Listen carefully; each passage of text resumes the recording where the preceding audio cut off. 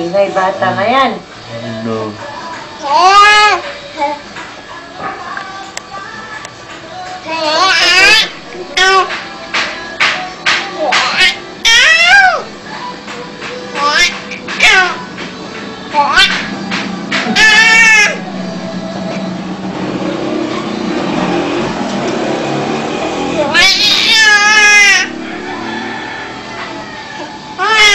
Eat ka mo, eat. Ip? Ip? Ip? Ip? Hindi na, basta nakuhan. Nagpapaawa na. May baby ko na yan. Nagagalit ba yung baby? Ba't ka ba nagagalit? Ha?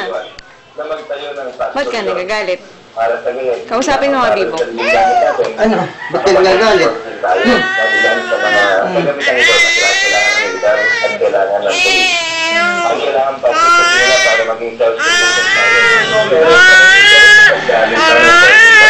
Mawawala ang kultura ngayon at sana yung mas na mataas ang interes ng bansa yung personal hindi pagkakasindo sa nawasang panahon.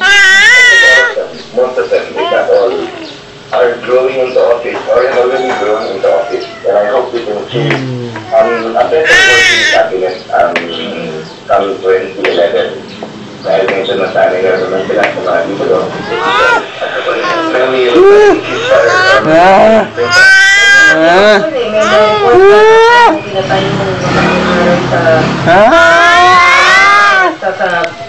Isa ko lang po yung details. Pero may nung sinasabi sa po yung pinatay. Actually, nabalitaan ko rin yan na sundalo daw. Hindi na naidinagat na sila.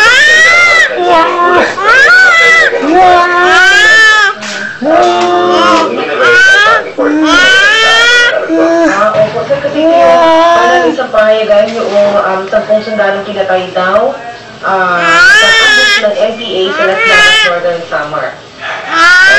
Very excited po. Yung dapat yan sa natin sa pagitan ng gobyerno. Ba't tigaw yan? Bakit shout? Iwalay pa rin yan para sa akin. Sa English, show of good business.